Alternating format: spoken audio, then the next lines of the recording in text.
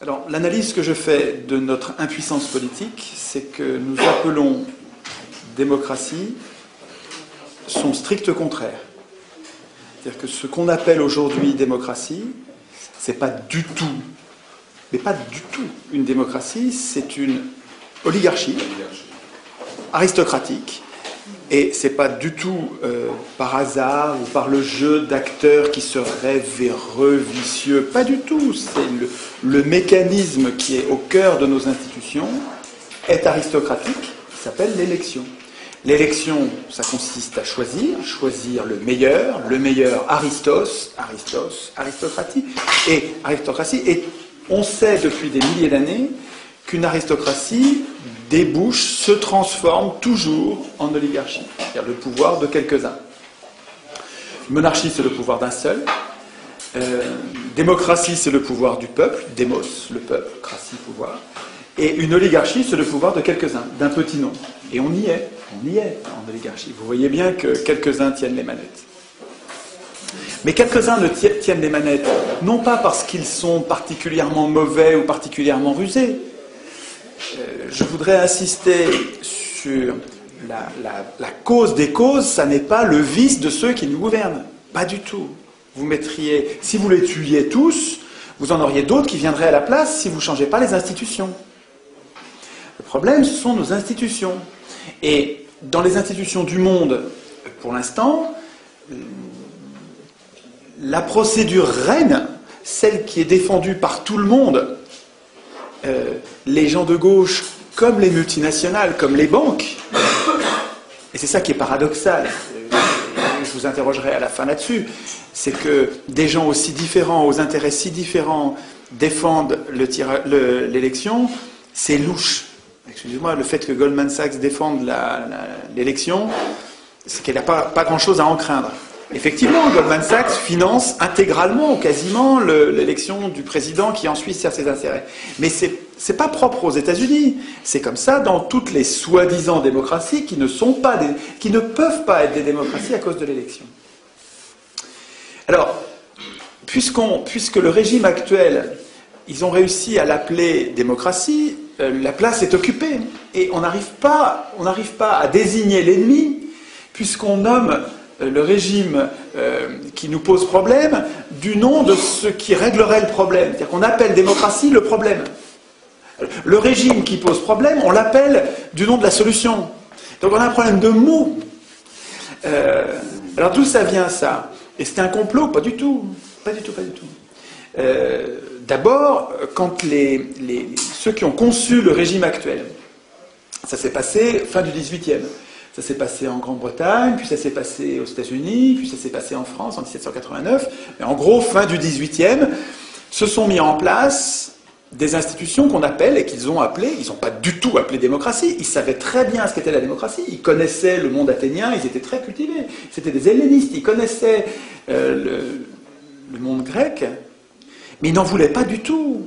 Sieyès, vous savez celui qui a écrit « Qu'est-ce que le tiers-État » un des penseurs, un des plus grands penseurs de la Révolution française. Madison aux États-Unis, qui est un des plus grands penseurs, un des pères fondateurs de la Constitution américaine. Ces gens-là n'avaient pas du tout en tête de fabriquer une démocratie. Pas du tout. Ils n'en voulaient pas de la démocratie. Pour eux, c'était l'anarchie, c'était la populace. Ils étaient élitistes. Ils disaient le peuple n'est pas capable de gérer ses affaires. Les fondateurs des institutions de nos gouvernements, qui s'appellent le gouvernement représentatif. Gouvernement représentatif, pas du tout la démocratie. Ces gens-là pensaient honnêtement. C'était pas des affreux, puisqu'ils nous sortaient de l'ancien régime, qui était un régime pire, mais ils ne voulaient pas du tout de la démocratie. Et quand on parlait de démocratie, c'était presque une insulte, c'était péjoratif, c'était pas un mot positif, c'était pas ce que c'est devenu après.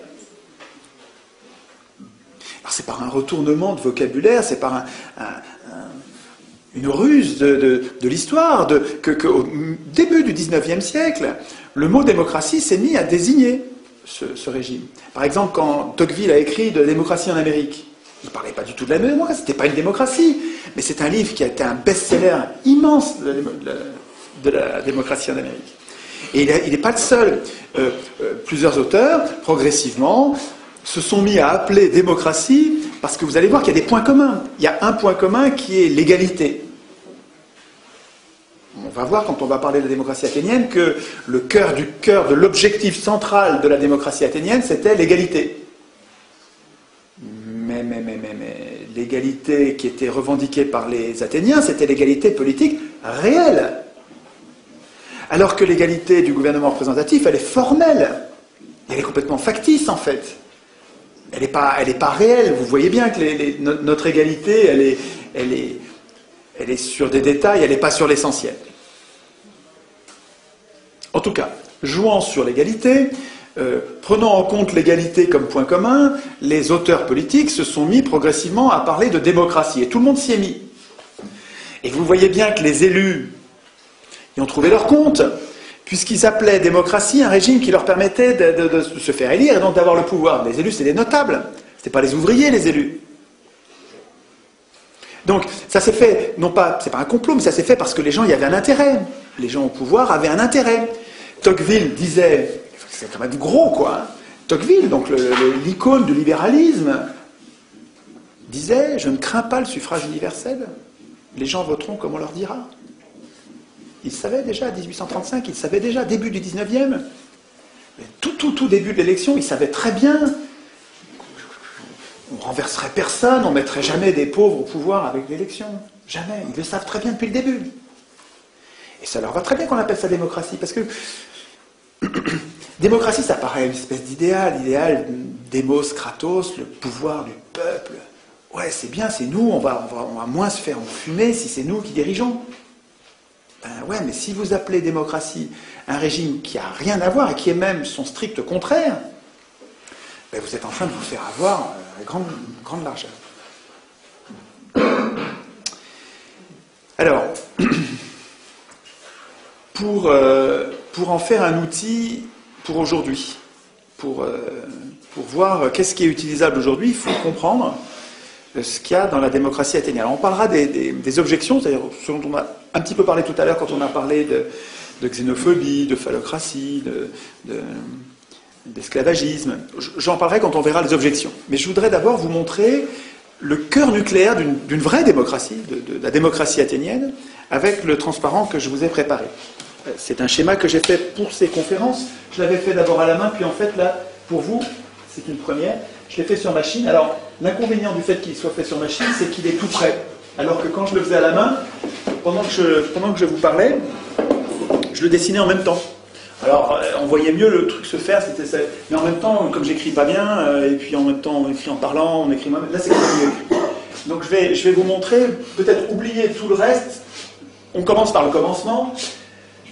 Les Athéniens, après des siècles de tyrannie, ont un objectif pratique, c'est l'égalité réelle, l'égalité politique réelle. Pas l'égalité sociale, pas l'égalité économique, ils savent bien qu'ils ne sont pas égaux, pas l'égalité physique, non, l'égalité politique. Quand on prend des décisions, on les prend ensemble et à l'Assemblée, un homme, une voix. À l'Assemblée du peuple, pas l'Assemblée des représentants, l'Assemblée du peuple. C'est l'Assemblée du peuple.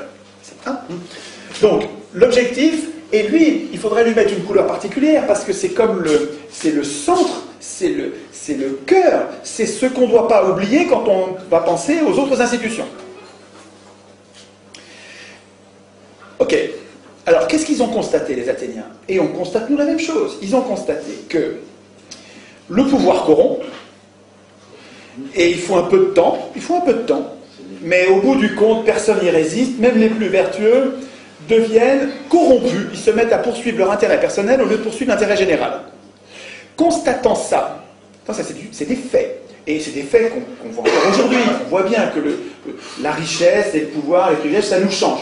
Et même si on est bon au départ, on est moins bon, comme les drogués qui avons besoin de notre drogue après, quand on a pris le goût, on a envie que ça dure, et cette envie-là passe avant l'intérêt général. Prenant acte de ça, ce que ne fait pas l'élection, prenant acte de ça, les Athéniens ont défini des sous-objectifs qu'il faut bien comprendre comme au cœur et indispensables. Premier sous-objectif et deuxième sous-objectif qui vont ensemble, c'est l'amateurisme politique. Donc donc avec comme institution, donc là c'est en gris parce que c'est en couleur c'est en vert, ce sont des institutions, et là c'est des objectifs qui nous font choisir telle et telle institution. Mais donc, rotation des charges, ils font tourner le pouvoir, puisque le pouvoir corrompt, eh bien on ne leur laisse jamais longtemps. On fait tourner le pouvoir pour que ça n'ait pas le temps de les corrompre. Et puis le résultat, ça va être qu'il n'y a pas de professionnalisme. On ne veut pas de professionnel du tout, disaient les Athéniens. On n'en veut pas parce que c'est le cœur de la corruption. Bon, là on n'est pas encore dans les institutions. On en est au cœur de ce qui a motivé la démocratie. La démocratie, elle a existé pour atteindre ses objectifs. Et on pourrait très bien prendre les mêmes pour nous aujourd'hui, en disant, on veut qu'ils soient amateurs, donc il faut que ça tourne, c'est parce qu'on veut qu'ils soient amateurs qu'il faut que ça tourne, c'est parce que ça tourne qu'ils seront amateurs, c'est complètement, ça va ensemble, et tout ça va servir l'égalité. Comprendre qu'il y a une cohérence là-dedans. Et que si je laisse se former une caste de politiciens, je ne vais pas atteindre mon objectif d'égalité. Je vais avoir des professionnels et on ne va plus être égaux. Politiquement. Politiquement, hein, je ne parle pas d'égalité, je sais bien qu'on est inégaux, ils savaient bien qu'on est inégaux devant la richesse, devant l'intelligence, mais politiquement, il faut qu'on soit égaux. C'est ça, le projet démocratique, c'est ça. Bon, ce qu'il faut comprendre, c'est que ces deux sous-objectifs, on n'en est pas encore à des institutions, si peut-être sur les mandats courts et non renouvelables, mais des mandats courts et non renouvelables, c'est pas gérable avec l'élection. Vous n'allez jamais avoir les candidats en nombre suffisant pour alimenter des postes en mandats courts et non renouvelables. Vous ne les aurez pas à l'élection. Parce que quand vous élisez quelqu'un, le mécanisme qui vous a conduit à l'élire, c'est le même qui va vous conduire à le réélire. Et donc, l'élection, elle entraîne avec elle une stabilité du corps politique. Elle entraîne une professionnalisation, une sédimentation. Ça va être toujours les mêmes. Mais dans le génome de l'élection, il y a la professionnalisation de la politique. Ça va avec. C'est programmé avec. Donc, si vous voulez, s'ils avaient choisi le tirage au sort, c'est parce que c'est complètement cohérent. Pour obtenir l'amateurisme, pour obtenir les rotations, c'est les mandats courts et non renouvelables, il faut le tirage au sort. Vous ne pouvez pas garder tout le reste et puis mettre l'élection à la place du tirage au sort, ça ne va pas marcher. L'élection ici ne permet pas l'amateurisme et la rotation des charges. Donc ça ne permet pas l'égalité. Vous ne pouvez pas la remplacer. Le tirage au sort, c'est lui qui permet, en prenant toujours à chaque fois des gens différents au hasard, ça permet la rotation des charges et l'amateurisme, donc l'égalité. Alors ça c'est absolument central. Là on a le cœur nucléaire d'une démocratie. En institution complémentaire, pour l'objectif central, ils avaient le droit de parole. C'est-à-dire qu'ils savaient bien, ces gens-là n'étaient pas idéalistes. Platon était idéaliste. Les philosophes étaient souvent idéalistes. C'est-à-dire qu'ils nourrissaient, ils alimentaient des mythes qui permettaient de dominer. Vous savez que les mythes, ça sert à dominer. C'est Mirabeau qui disait l'homme est comme le lapin, il s'attrape par les oreilles. On marche aux histoires, on a besoin qu'on nous raconte des histoires. Vous savez, le storytelling, il y a un petit bouquin que je n'ai pas apporté, qui est un bouquin important, tout petit, qui résume, qui fait l'état de la science sur le storytelling. Storytelling, c'est une technique de commercialisation, mais pas seulement une technique de manipulation des humains en leur racontant des histoires. On est très très très vulnérable au bobard. Nous tous, hein, vous et moi, on marche quoi. Quand on nous raconte des histoires, on y croit. On n'a qu'une envie, c'est de croire. Et donc quand on nous raconte des bobards, on demande que ça. Si ça colle avec ce qu'on a déjà compris du réel, on demande que ça. Alors, sachant, les Athéniens, eux, ils n'étaient pas idéalistes. Les Athéniens, ils étaient très très réalistes, très pratiques. Ils savaient qu'ils étaient imparfaits. Ils savaient qu'ils allaient pouvoir piquer dans la caisse. Ils savaient qu'ils allaient pouvoir tirer l'intérêt général vers leur intérêt particulier. Ils savaient qu'ils étaient menteurs. Ils savaient qu'ils n'étaient pas toujours honnêtes. Ils savaient ça. Et ils disent, eh bien, notre système, il va faire que chaque citoyen est potentiellement une sentinelle. Chaque citoyen qui veut parler, qui veut dénoncer, peut dénoncer. Et il garde la vie sauve. Parce qu'à l'époque, ça rigolait pas. Hein. Avant que la démocratie, quand il y en a un qui se mettait en travers, donc les opinions dissidentes, elles étaient maltraitées. On s'en débarrassait de façon expéditive.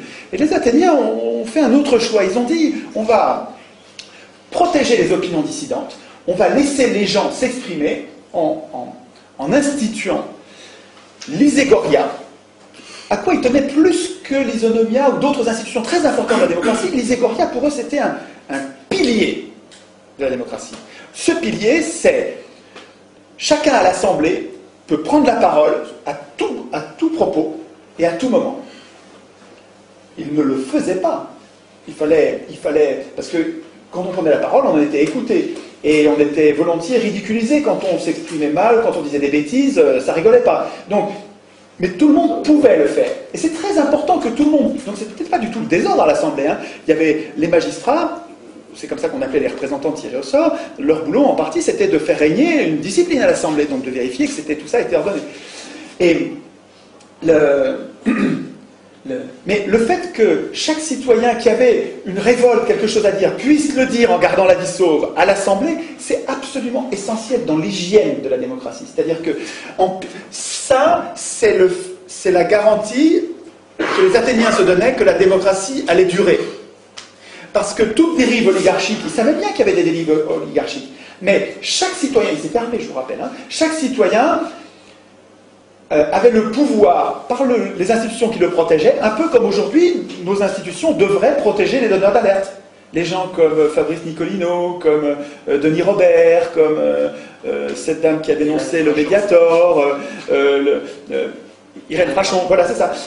Donc, les donneurs d'alerte, on en a quelques-uns, des gratinés quand même, on en a des courageux qui se donnent du mal. Il faudrait que les institutions les protègent particulièrement, un peu comme le droit du travail, protège particulièrement les délégués syndicaux ou les délégués du personnel. Bon, les institutions athéniennes garantissaient à chacun ce droit de parole. Ça s'appelle l'Iségoria, c'est une institution essentielle. Et ça rendait les citoyens actifs. Le fait, quand vous donnez la parole aux gens et quand vous tenez compte de leurs paroles, ben les gens, ils se donnent du mal. Au contraire, quand vous avez des institutions qui font comme si ce que vous disiez n'avait aucune influence, ben ça dissuade les gens de se donner du mal. On se plaint aujourd'hui de citoyens passifs, mais les institutions rendent passifs. À quoi bon être actif, puisque de toute façon, ça ne changera rien. Imaginez à l'inverse des institutions qui soient ouvertes et qui font que vous puissiez changer quelque chose, vous allez devenir beaucoup plus actif. Regardez, en Suisse, qui n'est pas une panacée, mais qui est beaucoup plus démocratique, qui est probablement une des seules démocraties au monde avec le Venezuela peut-être, en Suisse, le fait que chaque citoyen puisse déclencher quasiment à lui seul, avec quelques amis co-signataires, puisse déclencher un référendum, c'est-à-dire poser la question à tous les Suisses. Non mais ça les rend vachement actifs. Quand vous allez en Suisse, c'est étonnant l'activité politique, quand vous en parlez, ces gens-là font de la politique. Beaucoup plus que nous. Alors c'est pas parfait, il reste... Les Athéniens eux-mêmes se plaignaient de la passivité, hein, on n'est jamais content, on voudrait toujours que ce soit... Mais enfin, c'est quand même... La cité d'Athènes, c'est dans l'histoire des hommes, de ce qu'on connaît, c'est la plus grande activité politique qu'on ait jamais connue. Il y a des institutions ouvertes font des citoyens actifs. Donc, et ces citoyens actifs alimentent l'amateurisme, rendent possible l'amateurisme. Et c'est parce qu'il y a un amateurisme que vous les rendez actifs aussi, parce qu'il y a une chance, chacun avait une chance d'être tiré au sort. Le tirage au sort, il rend plausible la possibilité que je sois un jour président d'Athènes. Un citoyen sur 4, le président d'Athènes était désigné au sort tous les jours. Tous les jours, tiré au sort. Et donc chaque citoyen pouvait dire, dans ma vie j'ai été une fois président d'Athènes. Et aucun pouvait dire je l'ai été 2 fois, parce que c'était non renouvelable. Ça tournait. Mais quand vous savez que dans le potentiel de ce qui va vous arriver, vous allez être un jour le porte-parole du groupe, et ça change complètement votre rapport à la politique. Vous vous mettez à faire de la politique de façon naturelle, parce que elle est partout la politique. Mais il ne faut pas mettre la charrue avant les bœufs, il ne faut pas attendre qu'on se mette à nous à faire la politique pour que les institutions changent. À mon avis, de bonnes institutions fabriqueront de bons citoyens. De bonnes institutions sont pédagogiques, elles sont une école. J'y reviendrai quand on parlera des jurés et de ce qu'en disait Tocqueville. Parce que Tocqueville a écrit des pages formidables. Tocqueville était un défenseur acharné, enfin un défenseur fervent du tirage au sort. Et les mots qu'il utilisait, je vous les lirai texto, parce que Tocqueville s'est merveilleusement exprimé, c'est beau ce qu'il dit. Alors, c'était un aristocrate qui, je pense profondément, était antidémocrate, mais qui était honnête, c'est-à-dire que quand il décrivait sa pensée, il essayait de voir le bon côté de chacun des points de vue. Et c'est ça qui fait que Tocqueville est aimé par tout le monde, parce que tout le monde arrive à trouver ce qu'il veut dans Tocqueville, c'est que Tocqueville ne montre pas vraiment ce qu'il pense. Il y a d'ailleurs une lettre de son frère, on a la correspondance de Tocqueville avec son frère, et Tocqueville faisait lire les chapitres de la démocratie en Amérique au fur et à mesure où il l'écrivait. Et on a une lettre dans laquelle son frère, je ne me souviens plus de son prénom, lui écrit à Alexis Tocqueville, et lui écrit en lui disant « Ce chapitre que tu m'as envoyé là, on avait dit pourtant que tu montrerais pas ce que tu penses. Et là, j'ai vu ce que tu penses. Je l'ai vu. Il faut que tu le réécrives. » Donc il réécrivait, il pesait ce qu'il écrivait pour qu'on ne voit pas ce qu'il pense, et ça donnait à son écriture une force qui est extrêmement séduisante, parce que il montre les qualités de la démocratie, enfin de ce qu'il appelle la démocratie, parce que c'est pas du tout une démocratie, je le rappelle, hein, mais enfin bon, c'est plus commode de l'appeler comme ça. Il décrit le régime américain avec ses forces et ses faiblesses, avec une honnêteté qui est utile pour nous aujourd'hui. Parce que c'est vrai que le régime représentatif tel qu'on le vit, il a des travers qui nous conduisent à la dictature, une dictature douce que décrit Tocqueville et qui est celle qu'on vit en ce moment. Donc Tocqueville, malgré le fait qu'il soit antidémocrate, on y trouve des choses formidables. Et les passages sur le tirage au sort sont une pure merveille, on verra ça tout à l'heure. Donc, si vous voulez, le cœur nucléaire de la démocratie, c'est ça, là. C'est l'objectif, les sous-objectifs et la procédure qui rend possible ces sous-objectifs. Si vous changez quelque chose là-dedans, vous perdez la démocratie, quoi. Alors, ils avaient peur du tirage au sort comme nous. Pareil, la même peur. C'était les mêmes humains. Et ils réfléchissaient bien, ils n'étaient pas loin d'être bêtes, c'est pas parce que c'était il y a 2500 ans, ils réfléchissaient exactement comme vous aujourd'hui, pareil. Peut-être plus parce qu'ils faisaient plus de politique. Et donc ils avaient peur de tirer au sort des abrutis. Alors d'abord, ils ne donnaient pas le pouvoir au tiré au sort. Le tiré au sort, c'était pas celui qui décidait. Celui qui décidait, c'était l'Assemblée. C'est pas les représentants, c'est l'Assemblée. Donc il faut pas imaginer qu'on remplace l'élection par un tirage au sort et puis on laisse le pouvoir comme le pouvoir aux élus. Pas du tout, ça marche pas comme ça. Il faut comprendre, la démocratie, c'est autre chose que notre système actuel. Alors il y a des points communs, puisqu'on prend des décisions collectives, il faut qu'on évalue les décisions collectives, il faut qu'on exécute les décisions collectives, il faut qu'on procède au jugement des conflits entre particuliers. Donc il y a des tas de points communs. Il faut qu'on atteigne des objectifs comparables, mais l'équilibre, la philosophie des institutions, il faut comprendre qu'elle change complètement. On verra après comment, quand on est un grand nombre, ça peut continuer à fonctionner. Mais vous verrez qu'avec la fédération, avec la démocratie qui s'exerce à petite échelle, et avec la fédération qui remonte en pyramide avec des contrôles de pouvoir à tous les étages, c'est tout à fait imaginable. J'y reviendrai tout à l'heure sur la faisabilité aujourd'hui. Et donc, je vous en parlais tout à l'heure avant qu'on fasse cette deuxième partie. Il se trouve que le tirage au sort entraîne mécaniquement et pratiquement sans exception, les exceptions elles sont marginales, une désynchronisation, c'est Hansen qui parle de ça.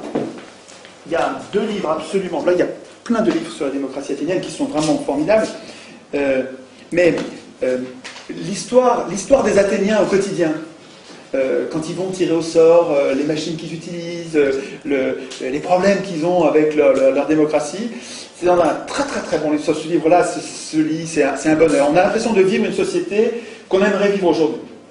En tout cas, on sent bien ce qui est transposable dans... C'est quelqu'un qui aime la démocratie athénienne, hein, qui écrit. Il s'appelle Hansen, et ça s'appelle La démocratie athénienne à l'époque de Démosthène. Bon bouquin pour voir le quotidien. C'est un des plus grands connaisseurs connus de la démocratie athénienne, donc il y en a beaucoup, hein, des connaisseurs de la démocratie athénienne, mais celui-là est un grand bonhomme qui avait écrit plusieurs forts volumes sur le sujet et qui les a résumés pour nous en un seul bouquin pour que ce soit accessible. Et puis il y a un deuxième livre, alors lui que je vous recommande plus encore, parce que là c'est le plus important, je pense, de tous les bouquins sur le tirage au sort et l'organisation politique du pays. Pourtant c'est un titre qui n'est pas sexy, hein. Principe du gouvernement représentatif. A priori, vous voyez ça sur une étagère, vous allez dire, je vais le laisser là, je verrai peut-être demain. Vous avez tort. Ce livre est un très bon livre. C'est l'histoire du tirage au sort, c'est l'histoire du moment où on a perdu cette conception, cette importance du tirage au sort, pourquoi l'élection a triomphé, avantages et inconvénients, c'est écrit honnêtement. C'est un gars super, Bernard Manin. J'ai rencontré, c'est un gars jovial, malin, cultivé comme tout. C'est quelqu'un d'important qui a écrit un livre et il ne pensait pas faire un plaidoyer pour le tirage au sort. Lui, il voulait faire un état des lieux honnête. Et c'est tellement honnête que pour nous, qui n'entendons jamais parler de tirage au sort, on dirait que c'est un plaidoyer pour le tirage au sort. Mais en fait, il défend aussi l'élection. C'est très honnête. C'est un peu comme Tocqueville. Donc, c'est Hansen qui décrit cette désynchronisation, qui montre que les riches de l'époque n'avaient souvent aucun pouvoir politique. C'était des métèques, on les appelle, c'était des étrangers. Et souvent, les Athéniens les faisaient venir avec leur richesse, donc ils leur permettaient de s'installer en leur garantissant qu'on n'allait pas leur prendre leurs biens. Et finalement, les riches, là, ces métèques, faisaient leurs affaires, ils vivaient très confortablement, ils s'étaient très bien installés, ils n'avaient aucun pouvoir politique, mais manifestement, pendant 200 ans, ça ne les a pas empêchés de prospérer. Et Athènes était une cité très prospère. Alors, je dis pas... Je sais qu'elle était colonialiste, qu'elle était guerrière, qu'elle faisait des expéditions, comme tous les peuples de l'époque. Je ne dis pas qu'il faut vivre comme les Athéniens. Je dis juste que, par rapport aux autres cités de l'époque, c'était une cité d'une remarquable stabilité, d'une grande prospérité, avec une activité politique intense, et surtout, moi, ce qui me paraît transposable aujourd'hui, et le germe qui m'intéresse, Castoriadis, un philosophe immense, disait que Athènes, c'est pas un modèle, parce qu'il y a tas de choses qu'on ne veut pas de la société athénienne, mais c'est un germe. Et il me semble que le germe, il est là. Ce truc-là qui fait que les riches ne dirigent jamais. Ça vous fait pas quelque chose, ça, et que les pauvres dirigent toujours. Ah ben, bon sang, ah ben, quand même. C'est quand même une grosse différence. En fait, c'est quoi? Oui, c'est un détail, on va passer à autre chose. Ben, attends, réfléchissez. Alors, bon, en tout cas,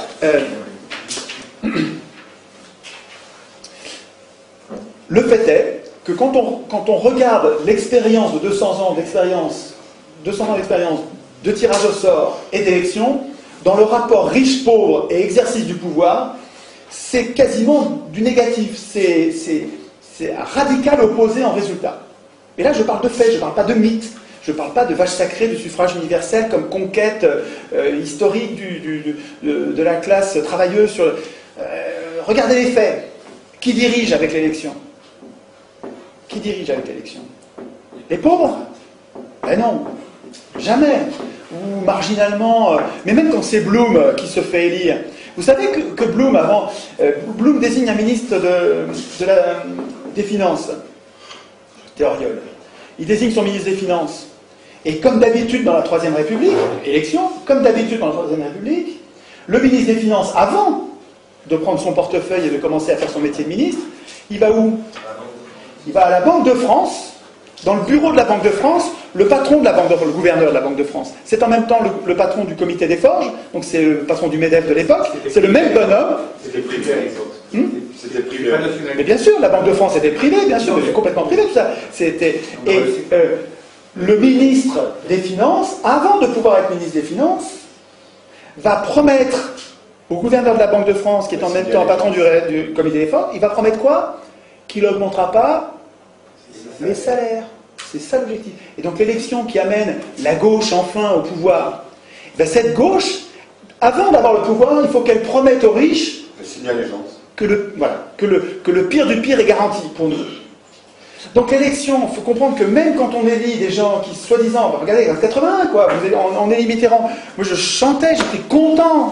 Mitterrand. Attends, combien de temps il a mis à nous trahir au dernier degré, à faire ce que jamais l'extrême droite aurait fait, jamais.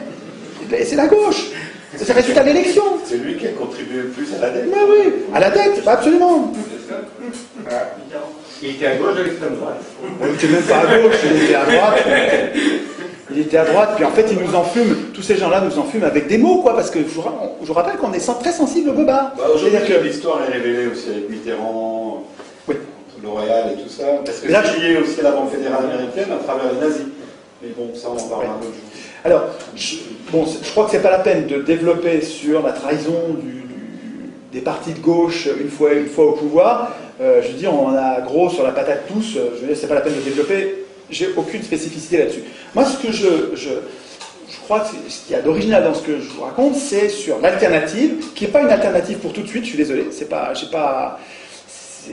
va pas être immédiat, il faut d'abord qu'on se passe le mot entre nous et qu'on soit des millions à défendre cette idée. Tant qu'on sera une poignée, 100 ou 1000 personnes, ça ne suffira pas, ça ne changera pas. Il faut que ça se diffuse, c'est-à-dire qu'il faut que chacun d'entre nous, on fasse ce boulot d'explication pour comprendre, quoi, pour arrêter de croire aux bobards, aux histoires, aux mythes, et puis qu'on regarde les faits. Et puis quand on regarde les faits, qu'on s'aperçoit que, attends, on est en train de nous dire que c'est ça le progrès social, mais qu'on n'arrive pas au progrès social tant que c'est les riches qui dirigent. Les riches, ils ne veulent pas du progrès social.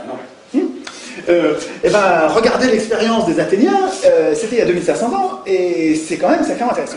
Alors, sur le plan pratique de l'organisation, il reste que si on devait tirer au sort aujourd'hui les gens, on a quand même peur de tirer au sort. Alors moi, dans les assemblées, ils me disent et si on tire au sort Le Pen? Ils ont peur de Le Pen. Ou si, vous savez, les gens de Le Pen, si vous dites on tire au sort un communiste, ça leur fait le même effet. Bon, si on tire au sort quelqu'un dont on n'a pas envie du tout. Les Athéniens, ils avaient la même peur. Ils avaient exactement la même peur. Ils avaient peur de certaines personnes qu'ils ne voulaient en aucun cas. Ça existait aussi, déjà à l'époque. Et pourtant, c'est ça qu'ils ont choisi, et ça a très bien marché. Donc, c'est qu'ils ont trouvé autre chose.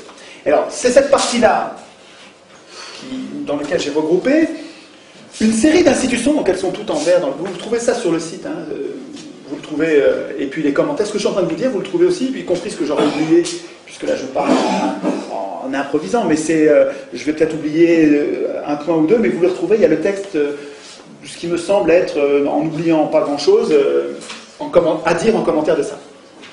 Donc c'est dans ces institutions-là que les Athéniens se sont protégés contre le tirage au sort, n'importe quoi. Alors, il faut comprendre que donc vous avez compris, c'est des mandats courts non renouvelables. Les mandats courts, c'était 6 mois, 1 an, rarement plus d'1 an, et non renouvelables. Non renouvelables dans la même fonction. C'est-à-dire que si j'ai été tiré au sort pour une fonction, je peux être tiré au sort pour une autre fonction, mais plus pour celle-là. En tout cas, bon, il y avait des variations. En tout cas, ça c'était absolument essentiel. Je mets ça dans les institutions. Le cœur du cœur d'une démocratie, c'est au centre. Ça, si vous retirez ça, ça y est, vous avez perdu la démocratie. Alors, donc il y a des mandats, et donc il y a des contrôles. Et c'est ça qui est très important. Il faudra que je pense à dire ça au moment de la synthèse, parce qu'entre l'élection et le tirage au sort, le fond du fond, ce qui fait que c'est malin, c'est le fond du fond. Mais j'y viendrai après. Donc, le mandat est l'objet de plein de contrôles, des contrôles avant, des contrôles pendant, des contrôles à la fin du mandat et des contrôles après le mandat. Donc ces contrôles, ils en avaient tout le temps. Il faut comprendre que le tir au sort, ils avaient peur. Ce n'est pas la même chose que les élus aujourd'hui. Je ne sais pas si vous voyez la différence. Les tirs au sort, ils avaient le sens d'une responsabilité, d'un devoir. Ils ne venaient pas se goinfrer en étant impunis de tout, irresponsables. Ça n'a rien à voir. Donc, alors, avant le mandat, qu'est-ce qu'il y avait comme contrôle pour éviter de tirer au sort n'importe qui? Il y avait le volontariat, c'est-à-dire que n'étaient tirés au sort que ceux qui se présentaient le matin à l'Assemblée, donc ils étaient 6000 à peu près en gros à l'Assemblée, ça variable suivant les époques, mais en gros, et il y en avait en gros 2000 qui se présentaient pour le tirage au sort de la journée. Alors il y avait une machine, un clérotérion. Sur le site, vous trouverez le fonctionnement. Il y a un très bon bouquin de Saint-Omer, Le pouvoir au peuple. Un bouquin vraiment, vraiment très, très intéressant qui montre toutes les expériences actuelles et passées, mais il y en a beaucoup d'actuelles de tirage au sort dans les institutions du monde. Et donc c'est un florilège d'expériences avec les échecs, les réussites. C'est assez enthousiasmant parce que là vous apercevez que c'est pas que théorique, ça marche. Il y a des tas de gens qui le pratiquent. Pourquoi je parlais de ça? Je parlais du clérotérion, parce que là-dedans, il y a un chapitre, son chapitre 2, dans lequel il explique le fonctionnement du clérotérion. Et qu'il explique que tous les matins, les boules blanches, les boules noires, c'est marrant à voir, c'était très matériel, tout le monde pouvait vérifier, un peu comme nous dans les bureaux de vote, vous pouvez y aller, vous avez intérêt à y aller pour vérifier que tout se passe bien. Là, c'est pareil, le clérotérion, la machine à tirer au sort, tout le monde pouvait regarder, puis c'est assez rustique, donc c'est difficile de tricher, c'est pas un ordinateur. Le coût des machines à voter par ordinateur, sont les armes quoi, pour le casser. On y va avec une hache, quoi, hein, parce que là c'est évident qu'on va se faire enfumer. Quoi. Les machines à voter, il ne faut pas accepter les machines à voter, c'est évident. Mais on s'est fait enfumer déjà. C'est déjà le cas, c'est fou qu'on le fait.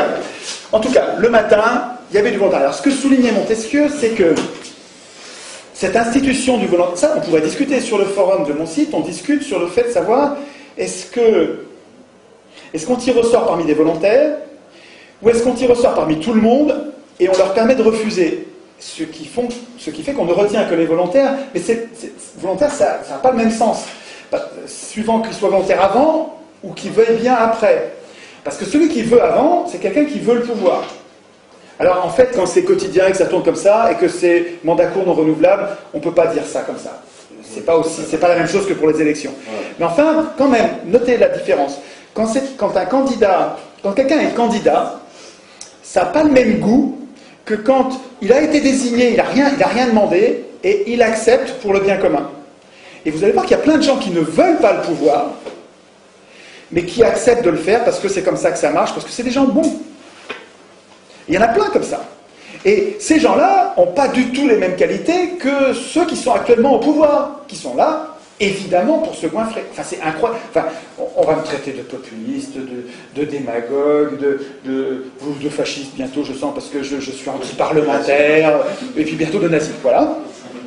N'empêche que quand vous voyez quelqu'un qui a à la fois, qui cumule plusieurs mandats de député, de conseiller de ceci, de conseiller de cela, et puis qui en plus va faire des gages d'avocat pour se goinfrer encore quelques dizaines de milliers d'euros de plus, mais c'est à vomir, c'est vraiment de la cupidité.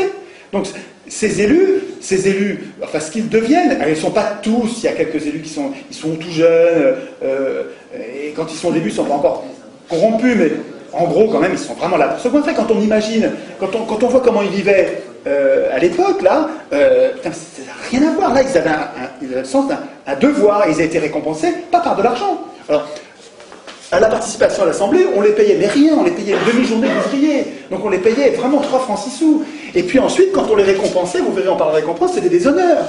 C'est pas de l'argent, des honneurs. Les humains, ils marchent bien à l'honneur.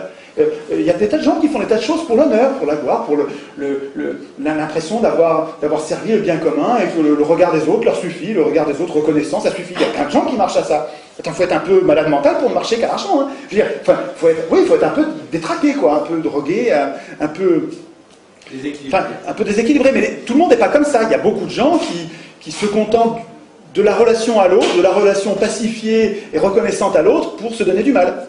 Et donc, les institutions fonctionnaient comme ça. En tout cas, Montesquieu soulignait, donc, je parle du volontariat, il soulignait que c'était très important pour le tirage. Le tirage au sort n'était pas parfait, selon lui, mais il était rendu vertueux par les institutions complémentaires qui venaient corriger ses défauts.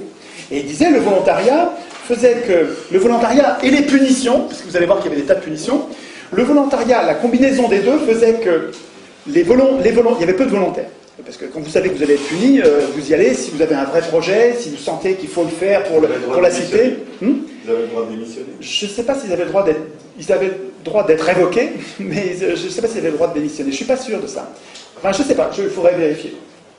Je n'ai pas lu ça, donc ça ne me dit rien. Je pense qu'ils s'engageaient, et alors ce qui est marrant, c'est de voir comme ils étaient mis en accusation à la fin, au moment de la reddition des comptes ou après coup, et ils se défendaient, et ça marchait, hein, en disant, mais attendez, souvenez-vous quand même que je suis comme vous, quoi, hein, et ça marchait comme défense, parce que les gens voient bien qu'il s'est dévoué, il a accepté d'être tiré au sort, il s'est donné du mal. Bon, ça n'a pas été un oligarque, ça n'a pas été un pourri, et on ne le punit pas. Donc il y avait un risque de punition, mais il n'y avait pas du tout, évidemment, toujours des punitions. Alors, donc, le volontariat, associé au risque réel de punition éventuellement sévère, ça pouvait d'ailleurs aller jusqu'à la mort, hein, c'est pas ça parce que c'est pas transposable, mais enfin, je veux dire, c'était des punitions sévères, pour l'époque. La combinaison des deux faisait que le volontariat était un vrai filtre par rapport aux affreux ou aux débiles ou aux gens que vous redoutez par rapport au tirage au sort. Vous comprenez ce que je veux dire? Ce que je veux dire, c'est que par rapport à l'objection, on va avoir des idiots. Non, on va se débrouiller pour en éviter une bonne partie comme ça. Ensuite, il y avait la docimasie qui était une sorte d'examen, pas un examen de compétences, parce que égalité politique, on a tous la même compétence politique. C'était un examen d'aptitude, c'est-à-dire qu'on cherchait à voir le gars qui est fou, qui est vraiment carrément folle dingue, la docimasie, on le mettait à l'écart. Ou le gars qui s'occupait pas bien de ses parents. c'est marrant que ce soit si important pour eux. Le gars qui s'occupait pas bien de ses parents, il était mis à l'écart, il pouvait pas. Enfin bon, il y avait comme ça des aptitudes qui permettaient de mettre à l'écart, donc encore un filtre qui permettait. Alors nous, si nous écrivions nous-mêmes nos institutions, ben, on prévoirait, on y réfléchirait, et on dirait de quelle docimasie on veut, quel est l'examen de passage, qu'est-ce qu'il faut pour, en faisant attention à ce que ce soit pas un privilège, quoi, mais à ce que pour nous éviter ce qui nous fait peur. Mais voilà donc un examen avant. Et puis il y avait l'ostracisme. Et l'ostracisme, aujourd'hui, c'est devenu un mot très négatif. Bon, l'ostracisme, faire preuve d'ostracisme, aujourd'hui, c'est mal. Mais à l'époque, c'était non seulement il n'y avait pas de connotation péjorative, mais ça faisait partie de l'hygiène de base de la démocratie. C'est-à-dire que l'ostracisme, ça vient de ostracon, qui est un bout de poterie. Donc il y avait des poteries cassées, on prenait un bout de poterie et on gravait sur la poterie le nom de quelqu'un dont on avait peur. Alors d'abord, avant qu'on fasse ça, à l'Assemblée, un citoyen proposait qu'on lance la procédure d'ostracisme. Alors il disait oui, il disait non, mais s'il disait oui, si l'Assemblée, pas les représentants, hein, l'Assemblée, si l'Assemblée disait oui, il faut qu'on fasse l'ostracisme, parce qu'il y a plusieurs personnes qui ont peur, on lance la procédure, et la procédure, ça consiste à ce que chacun, s'il a peur de quelqu'un, il a peur de ce tribun là, oh là là, lui il prend le pouvoir, lui il parle trop bien. C'est pour ça qu'ils ostracisaient les gens. Hein. Lui il parle trop bien, ou bien lui il est en train de magouiller, il nous fait peur, pour une raison X ou Y, on grave son nom sur un ostracon, donc sur un petit bout de poterie, et ensuite on compte les ostracons, on compte les noms. Et celui qui avait le plus de fois son nom gravé sur les ostracons, on ne le tuait pas, on lui prenait pas ses biens, on le déshonorait même pas, mais on le mettait à l'écart de la vie politique pendant 10 ans. C'est quand même pas... et il y en avait plein d'autres qui n'étaient pas dans la vie politique. Je vous le rappelle que les femmes, les esclaves, les métèques, donc des gens qui vivaient très bien, les métèques qui pouvaient être très riches, tous ces gens-là vivaient en dehors de la politique, donc ils n'étaient pas à l'Assemblée, ils n'étaient pas citoyens, c'était pas la mort, quoi. Hein. Mais en tout cas, la démocratie avait en elle-même un rouage important qui permettait de mettre, pas à mort, à l'écart de la vie politique, pendant 10 ans, quelqu'un dont on avait peur.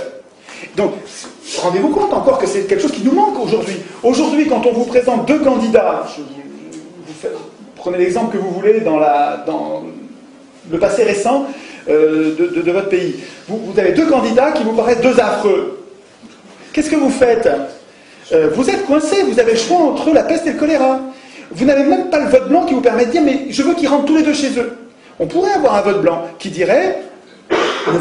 Le sens politique du vote blanc, c'est je veux d'aucun de ces gens-là. Ou la question que vous me posez, elle est débile, je ne veux pas de cette question. Le vote blanc, il sert à dire rentrez chez vous avec votre question, ou rentrez chez vous les candidats et mettez-moi d'autres candidats. Et pourtant, le vote blanc, il est interprété comme valant, comme nul, et il est mélangé avec les nuls et jeté à la poubelle. C'est révoltant. Mais pourquoi? Qui a écrit ces règles? Qui a écrit les règles qui mélangent le vote blanc avec les votes nuls? C'est des élus. Mais c'est normal qu'ils écrivent ça. On peut presque pas leur en vouloir. C'est notre faute d'avoir laissé les élus écrire la Constitution. C'est juste notre faute. J'insiste, hein, c'est votre faute à vous, chacun, et puis à moi, hein, parce qu'on les laisse faire. On ne devrait pas laisser les élus écrire la Constitution. Sinon, ils n'écrivent pas le respect du vote blanc, ils n'écrivent pas le référendum d'initiative populaire, ils n'écrivent pas les mandats courts et non renouvelables, évidemment, ils n'écrivent pas une chambre sur deux tirée au sort au moins, voire deux chambres tirées au sort, ils n'écrivent pas les jurés citoyens, ils n'écrivent pas toutes les institutions dont on a besoin.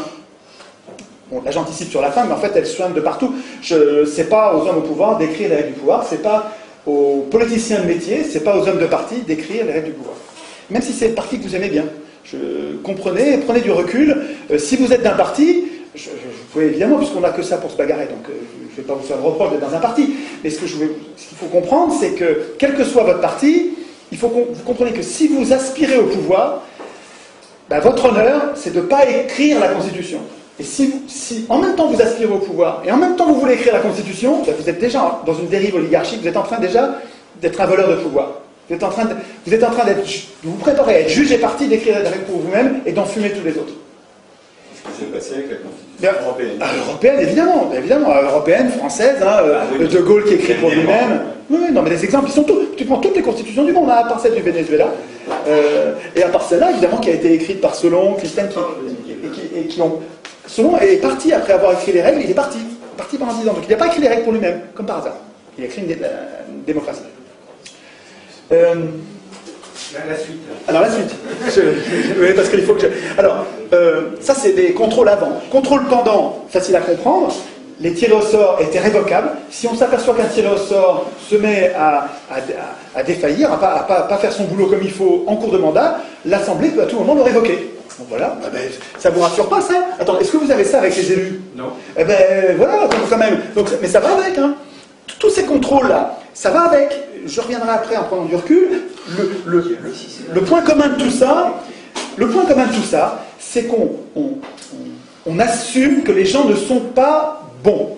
Voilà. On assume les conflits, on assume l'imperfection des gens, on assume que la vertu n'est pas naturelle, n'est pas spontanée, n'est pas innée. On assume ça, et dans les institutions, comme on a compris ça et on l'assume, eh ben on met des contrôles partout. Et donc après ça, vous pouvez moins vous en occuper, j'y reviendrai tout à l'heure, mais vous verrez que finalement ce système-là est beaucoup plus robuste pour les grandes structures, la grande taille. Si l'Europe était bâtie sur ce modèle-là, ben vous pourriez vous en désintéresser parce qu'il y a des contrôles partout. Alors que là, avec l'élection qui présuppose qu'ils sont... Alors on pourrait aussi s'en intéresser, on pourrait faire les deux. Ce qu'il faut comprendre, c'est... On y verra, quand on parlera d'une objection qui consiste à dire oui, mais le tirage au sort ça valait parce qu'ils étaient petits, alors que l'élection on est plein. C'est juste le contraire. L'élection il faudrait qu'on soit petit, et le tirage au sort ça marcherait mieux s'ils sont dans un système de grande échelle. Donc je fais vite, la révocabilité c'est facile à comprendre. La reddition des comptes, le fait d'avoir à rendre des comptes à la fin. Vous imaginez si vos élus vous rendaient des comptes? Ils vous rendent des comptes et après ça, il a exercé le pouvoir pendant 1 an, et après ça pendant 6 mois, voire quelquefois pendant 1 an. C'est vachement long la reddition des comptes, ça prenait un temps fou. D'ailleurs, il fallait des gens tirés au sort pour aller contrôler les tirés au sort, c'est d'autres tirés au sort, hein, ils se contrôlaient entre eux. Et donc, pendant 1 an, il fallait qu'ils expliquent pourquoi ils avaient fait ci, pourquoi ils avaient fait ça. C'est 1000 fois plus protecteur que notre système, ce truc-là. C'est 1000 fois plus protecteur. Vous me dites, et si on tirait au sort un tel qui est un affreux? Mais regardez tous les contrôles qu'il y a. Donc je vous dis, c'est pas le tirage au sort à la place de l'élection. On réfléchit, on n'est pas obligé de le faire bêtement. On peut le faire comme ils l'ont fait, c'est en réfléchissant. C'est-à-dire qu'on fait le tirage au sort parce qu'on a un objectif qu'on veut atteindre, et comme on voit qu'il y a des inconvénients, on fait des institutions qui vont avec les inconvénients. Et alors ça, l'ensemble a une cohérence, et c'est bien plus malin que notre système. Bien plus malin pour l'intérêt général. Ah, c'est moins malin pour les banques. Mais pour l'intérêt général, c'est bien le système-là. Les banques, mais à mon avis, ils vont nous voir venir. Hein. Bon, tant pis. En tout cas, dernière institution complémentaire de tirage au sort qui fait qu'il n'y a pas à avoir peur des affreux, c'est que même après coup, même après le mandat, si on s'apercevait, mais attends, là, il y a un gars qui a amené l'Assemblée à aller envahir une autre île et on s'est pris une pâtée du diable.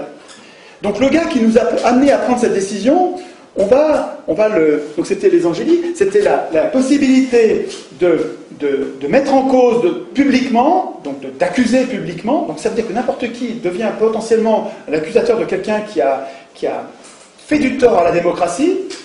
Alors peut-être qu'il faut le tempérer, ça, hein, je vous donne juste c'était des pistes tout ça pour nous, hein, et après ça on verra peut-être qu'il faut limiter les contrôles, qu'il n'y en ait pas trop pour pas paralyser les gens, hein, donc en tout cas dans les institutions athéniennes ça rigolait pas.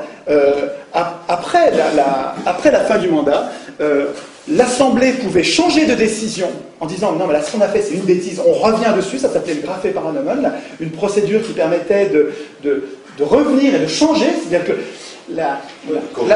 mais oui, exactement. La société athénienne avait bâti des institutions qui lui permettaient, comme n'importe quel être vivant, de prendre des décisions et de savoir que peut-être elle allait se tromper, et quand elle se trompait, de changer, de revenir en arrière. Ils ont fabriqué un corps capable comme n'importe quel vivant, comme n'importe quel être vivant, de corriger et de revenir en arrière, de s'adapter. C'est tellement plus malin. C'est tellement plus malin. Bon, en tout cas, tout ça est bien plus protecteur que nos systèmes actuels, et finalement, l'ensemble, compte tenu de ce résultat qui est quand même absolument décisif pour la prospérité et le bien commun, ça devrait se tester, quoi. Enfin, la deuxième partie de ce que j'ai à vous dire, c'est les objections et les réfutations. Alors, il y a 4 ou 5 objections courantes. Donc, la première objection, c'est... Mais on va mettre des affreux aux manettes. Avec votre système. On va mettre des salauds ou des abrutis, des affreux aux manettes. Pas du tout. D'abord, c'est pas aux manettes. Celui que vous tirez au sort, il ne va pas avoir les manettes. C'est pas les représentants qui exercent le pouvoir, c'est l'Assemblée. Donc les représentants, ils nous aident, ils font tout ce que l'Assemblée ne peut pas faire. Ils préparent l'ordre du jour, ils affichent l'ordre du jour, ils vérifient la discipline dans l'Assemblée, ils exécutent les décisions, ils procèdent au tirage au sort, ils vont s'occuper de la reddition des comptes et éventuellement des punitions. Ils font tout ce que l'Assemblée ne peut pas faire. Mais en fait, ils sont nos serviteurs. Ils ne sont pas nos maîtres. Avec l'élection, on choisit nos maîtres. Avec le tirage au sort, on dit mais non, mais on n'a pas de maître. C'est pas du tout pareil. Il ne s'agit pas juste d'une procédure à changer. C'est une démocratie, c'est autre chose que ce qu'on connaît. Ce qu'on connaît aujourd'hui, ça consiste à désigner nos maîtres. Qu'on appelle représentants. Et qui s'appellent nos représentants, mais pour mieux nous tromper, quoi. Enfin, vous voyez bien qu'ils nous trompent, quoi. Il n'y a pas besoin de faire un dessin. Bon. Donc, à l'objection, mais on va désigner les affreux, on va mettre des affreux aux manettes. D'abord, il faut répondre, on ne va pas les mettre aux manettes, c'est pas eux qui ont les manettes, les tirés au sort. Et deuxièmement, les affreux, il y a plein d'institutions pour les filtrer. Je ne reviens pas, hein, il y a plein d'institutions pour s'en débarrasser, les punir. Donc il n'y a rien à craindre là-dessus. Enfin, moi je trouve qu'il y a en tout cas beaucoup moins à craindre, parce que vous trouvez que l'élection, ça ne met pas en place les affreux. On dirait que ça les choisit. On dirait que les pires gouvernent. Mais d'ailleurs, que des affreux. Je pense que ce livre-là, ça, je pense, moi je dois avoir 1500 ou 2000 bouquins à la maison, j'ai beaucoup de livres, je lis énormément. Mais si je devais garder un livre de tous les livres, ah là là, ça c'est une merveille. Les propos sur le pouvoir d'Alain, et tous les propos, mais les propos sur le pouvoir d'Alain, c'est un livre de chevet, c'est un truc, vous le relisez, c'est de l'intelligence, c'est très très très très très utile. C'est un vrai bon bouquin qu'on peut prendre à l'adolescence, et puis après ça, il vous suit toute votre vie, quoi. Propos sur le pouvoir, c'est génial. Alors, dans les propos, un des propos, une des pensées d'Alain, c'est, et vous allez voir ces 3 toutes petites phrases avec le sujet vers complément, c'est très court, et il y a tout pour condamner l'élection. Pour condamner l'élection. Tant que j'avais pas trouvé le tirage au sort, je trouvais que il y avait de quoi se foutre une balle, cette phrase-là, parce que c'était trop vrai, et c'était un piège, on ne pouvait pas en sortir. Mais avec le tirage au sort, alors qu'est-ce que c'est? Qu'est-ce qu'il disait, Alain? Il disait, les gens bons ne se soucient pas de gouverner. C'est une façon en vieux français de dire, ils ne veulent pas gouverner. Les gens bons n'ont pas envie de gouverner. Tout est là. Autant dire que les pires gouverneront. C'est vrai que si vous avez un système de l'élection qui repose sur la candidature, et que les gens bons ne veulent pas, ne seront pas candidats, ben vous allez avoir que des affreux. Eh bien oui, les pires gouverneront, mais on y est.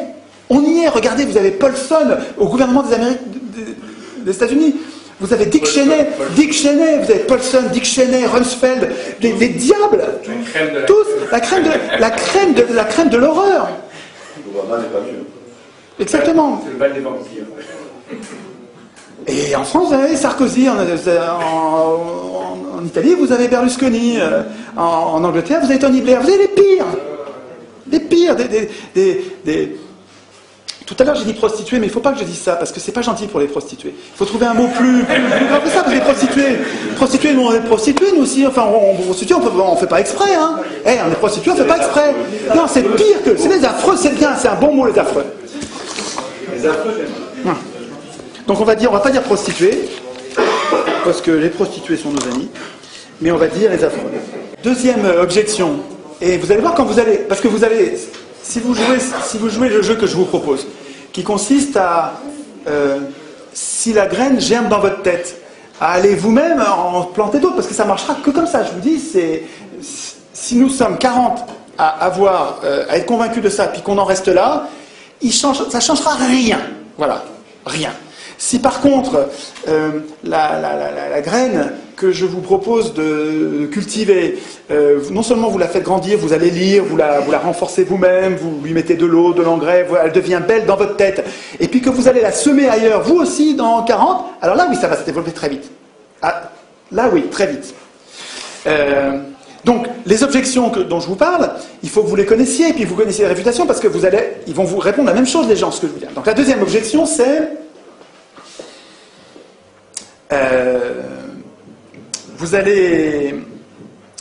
vous êtes en train de nous appliquer un régime qui marchait à petite échelle, mais aujourd'hui, à grande échelle, c'est pas possible ton truc. Alors 2 minutes.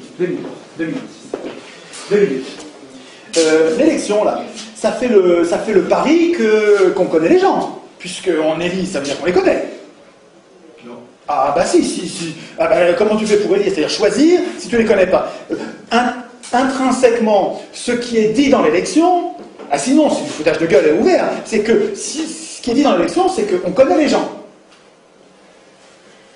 Et c'est pas tout, puisque l'élection est censée être le seul contre-pouvoir, la seule punition quand ils déconnent, c'est de ne pas les réélire. Ça veut dire que ça suppose qu'on sait ce qu'ils ont fait pendant qu'ils étaient élus. Tout ça, c'est du foutage de gueule quand on est au niveau d'un État ou au niveau de l'Europe. Est-ce que vous connaissez les gens que vous avez élus au niveau de l'Europe? Pas du tout. Vous en savez, vous avez vu trois fois, vous l'avez vu 30 secondes à la télé, et puis quand il est en Europe là-bas, vous ne voyez rien, vous ne savez pas du tout ce qu'il fait. Donc l'élection, elle n'est pas du tout adaptée à la grande taille. Elle est adaptée à la petite taille. La commune, vous connaissez votre maire, vous le voyez tous les jours. Vous pouvez l'interpeller, il vous connaît, vous le connaissez. L'élection, elle marche bien à petite échelle. Et puis comme l'élection fait le choix, enfin elle fait le pari idéaliste, le pari non réaliste, que les gens sont vertueux, que les élus, comme par miracle, deviendraient des dieux qui sont capables de décider, ils sont compétents sur tous les sujets, le nucléaire, les OGM, tout ça ils sont compétents, et donc il n'y a pas de contrôle, parce que soi-disant les élus sont la représentation de la nation, et donc on leur fait confiance, et donc il n'y a pas de contrôle, mais tout ça est complètement contradictoire avec la grande taille. Je veux dire, un organisme de grande taille, il a besoin de ça. Il a besoin de ça. Il a besoin de plein de contrôle. Il a besoin d'avoir assumé que les gens ne sont pas bons naturellement. Et qu'il faut des contrôles partout. Ben oui, il faut des contrôles. Ils n'aiment pas ça, mais tant pis, c'est pas eux qui décident. Ben, tant pis, c'est pas eux qui décident. Ah si c'est eux qui décident, ils ne vont pas mettre de contrôle. Ben regardez, là aujourd'hui. Et c'est eux qui écrivent les constitutions. Et bien ils mettent des contrôles nulle part. C'est normal. C'est notre faute à nous, parce qu'on les laisse écrire les constitutions. C'est pas à eux d'écrire les constitutions. Donc, quand on vous dit, ouais, le tirage au sort, ça marchait quand ils étaient petits, sur une petite cité, et ça marcherait pas dans le grand, c'est le contraire. Objection suivante que je repère, c'est on me dit, mais alors avec votre système, on va tout le temps changer d'avis, ça c'est jamais le même. Vous tirez au sort tous les jours le bonhomme, mais attendez, vous allez changer d'avis tous les jours. Comment allez-vous faire pour avoir une politique de long terme, avoir une espèce de vision d'avenir, tu vois, c'est ça qu'ils vous disent en disant le tirage au sort, vous allez avoir n'importe quoi, vous changez de bonhomme, vous changez de politique, vous allez gouverner en zigzag. D'abord, pourquoi pas gouverner en zigzag? Tout ce qui est vivant fonctionne comme ça. Vous prenez n'importe quel enfant qui apprend que ça brûle, ben, la prochaine fois il n'ira pas, il est en zigzag, oui, il y a été une fois, puis il n'ira pas une deuxième fois, et tout ce qui est vivant fonctionne comme ça. Pourquoi pas la société moderne avec une assemblée qui se tromperait et qui dirigerait en zigzag? Première parenthèse, mais surtout, cette objection qui consiste à dire on va changer tout le temps d'avis, c'est pas vrai, c'est pas les tirés au sort qui décident. C'est pas les tirés au sort qui décident, c'est l'Assemblée. Et l'Assemblée, elle est stable, c'est tout le temps le même peuple.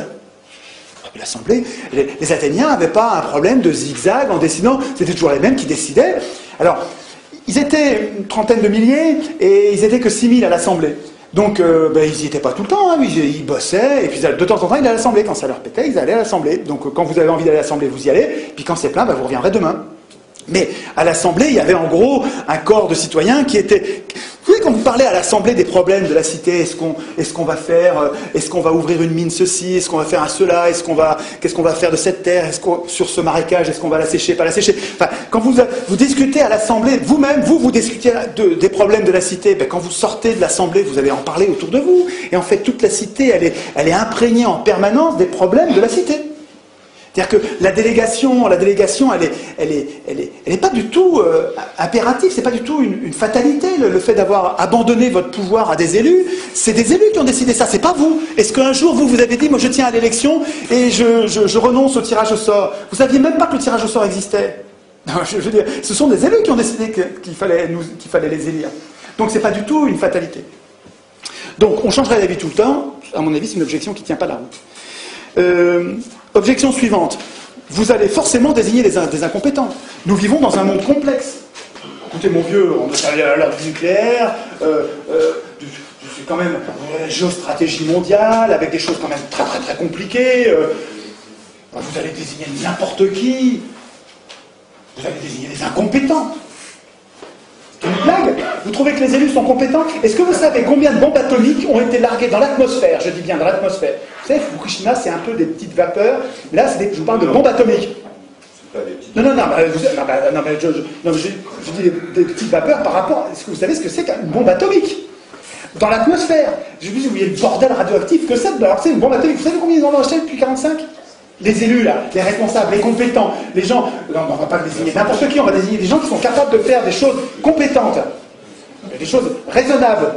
Combien de bombes atomiques? Plus de 2000. 2000 bombes atomiques dans l'atmosphère, et sous terre, et dans la mer. Directement, là.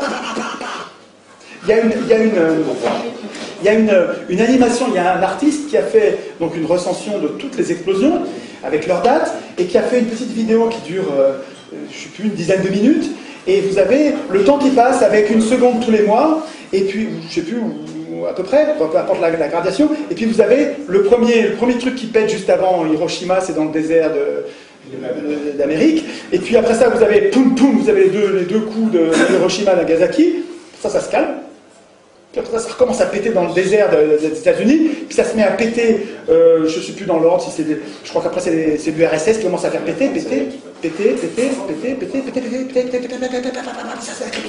pour en faire 2000, il en faut un paquet, des petits points rouges, puis à un moment, dans les années 60, mais ça n'arrête pas.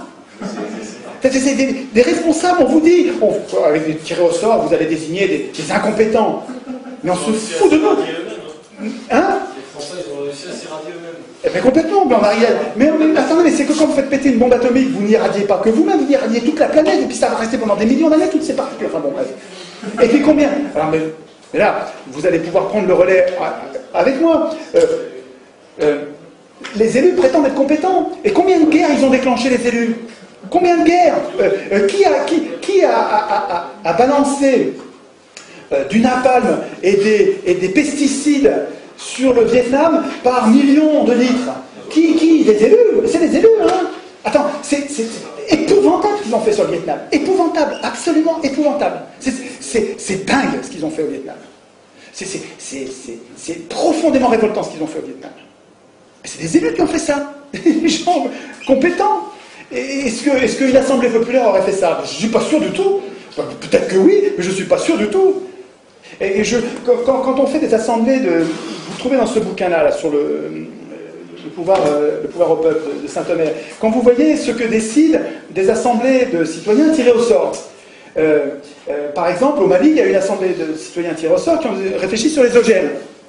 Donc on a tiré au sort sur les listes électorales des gens qui ne connaissaient rien aux OGM, rien de rien. Voilà. Vous aviez des maires au foyer, des syndicalistes, des paysans, il y avait des avocats, de tous les métiers, tirés au sort. Donc vous aviez une assemblée de gens qui ne connaissaient pas le sujet.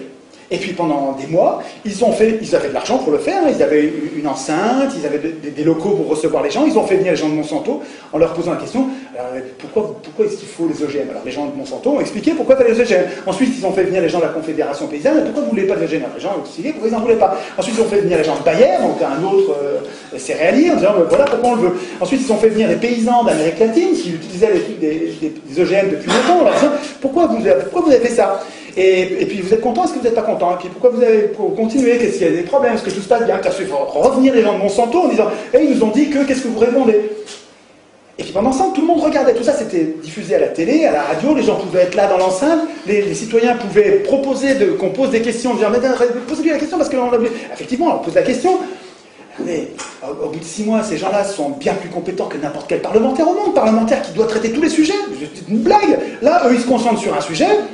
Ils ne sont pas intéressés, ils ne sont pas payés par des labos, ils n'ont pas une réélection à assurer, ils n'ont pas été financés par personne.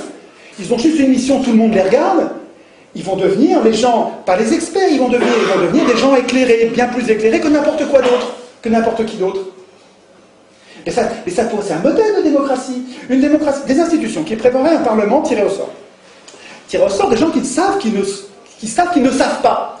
C'est 1000 fois mieux que les élections qui se la pètent et avec des gens qui sont élus et qui croient qu'ils sont dieux.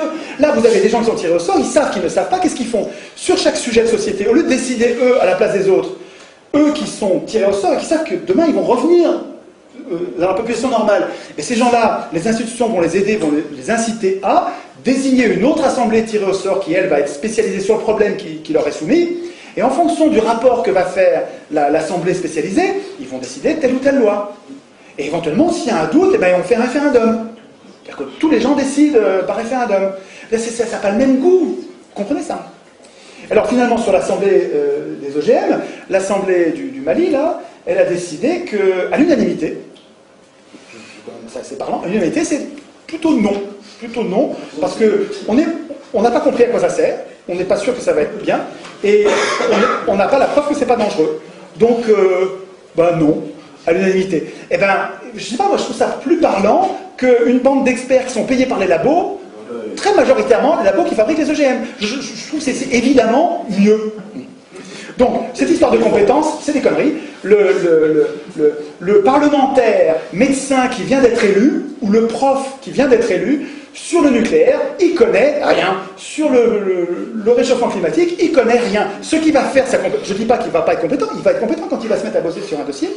Il va devenir compétent. C'est son travail qui va le rendre compétent. Mais c'est pareil pour n'importe quel tiré au sort. Les tirés au sort, ils ne sont pas compétents parce qu'ils sont tirés au sort, parce qu'ils sont élus, ils sont compétents parce qu'ils bossent. Et c'est leur boulot qui va les rendre compétents. Donc, on désignerait forcément des incompétents. C'est des sottises. J'ai presque fini. Le modèle athénien était esclavagiste, phallocrate et xénophobe.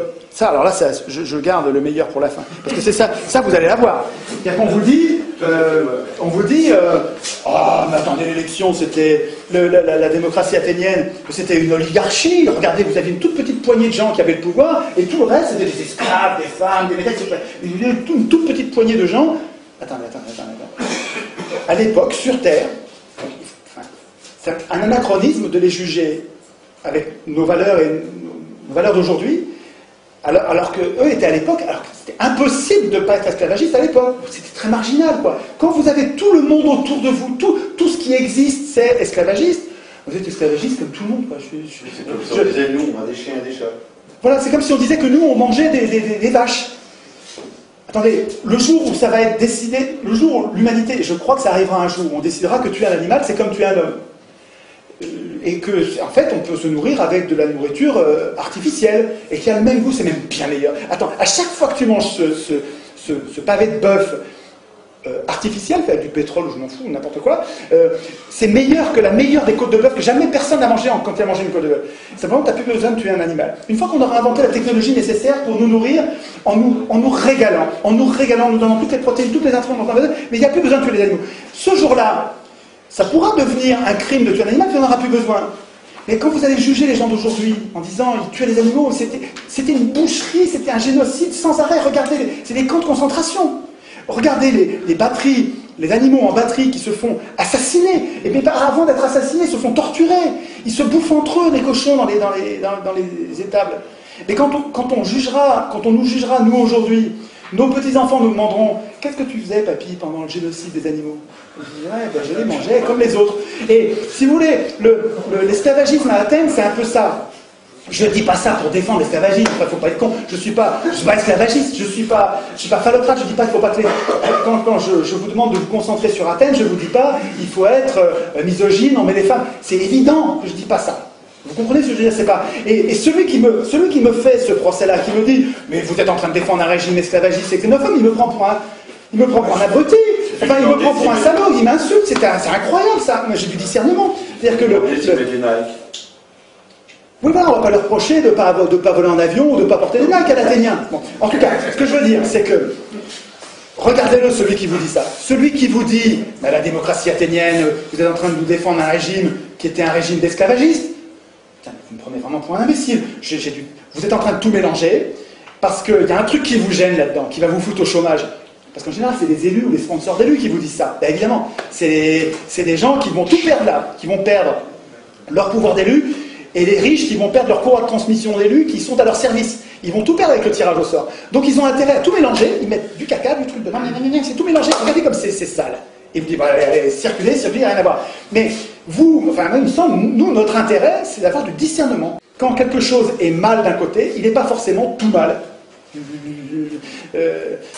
suis désolé, la politique partisane qui consiste à dire, moi j'ai une ligne politique, et tout ce qui n'est pas strictement conforme à ma ligne politique, c'est des ennemis, pour moi c'est une prison de la pensée. Je ne suis pas comme ça. C'est-à-dire que chaque individu ou chaque vie politique peut avoir commis des erreurs, peut présenter des imperfections, et puis à côté, il y a une perle géniale qui va me servir à construire le monde pacifié, la concorde d'aujourd'hui.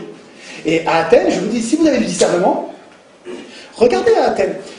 Est-ce que l'esclavagisme rendait possible la démocratie? Et si vous répondez oui, absolument, la démocratie n'était possible que s'il y avait l'esclavagisme, alors là, oui, ok, je dirais c'est vrai. Donc c'est un système qui porte en lui quelque chose d'inacceptable, et on laisse tomber. Mais est-ce que c'est vrai? Alors, il y a un peu de vrai, mais qui n'est pas vrai du tout. Un peu de vrai, c'est que c'est parce qu'il y avait des esclaves qu'ils avaient du temps pour faire de la politique.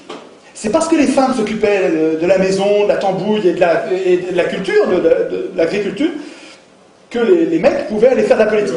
C'est vrai, ça c'est vrai. Mais aujourd'hui, avec le pétrole, les énergies fossiles, avec les machines, on a des esclaves de fer qui remplaceraient mille fois plus de travail et de temps libéré que les esclaves de chair de l'époque.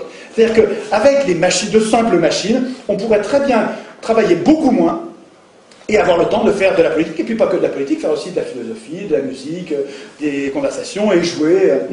Donc, ce que je veux dire, c'est que l'esclavagisme, peut-être qu'à l'époque, ça rendait possible la démocratie, mais aujourd'hui, on n'a absolument pas besoin de l'esclavagisme pour que ça marche. On a d'autres moyens qui nous libéreraient du temps, le temps nécessaire pour... Il faudrait surtout qu'on se débarrasse de nos parasites, parce que c'est parce qu'ils nous piquent des milliers de milliards tous les ans, tout le temps, qu'on est obligé de temps travailler.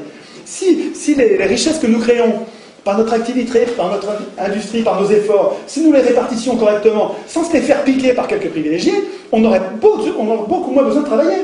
Beaucoup moins, genre 2 jours par semaine. Et la retraite à 50 ans. Mais oui. Mais oui, il suffit de se débarrasser de nos parasites. Mais pas les parasites, pas les gueux qui volent la mobilette, ou qui sont... c'est pas du parasitisme, c'est rien ça. Je parle de gros parasites. Des parasites qui vous volent des milliers de milliards, les vrais, c'est ceux-là qu'il faut s'occuper en priorité. Les obèses financiers. Les obèses financiers. On aurait beaucoup de choses à...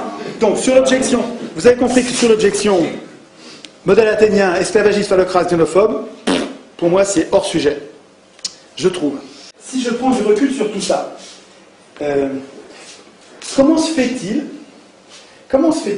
Qu'est-ce qui permet d'être sûr que ça marchera toujours comme ça?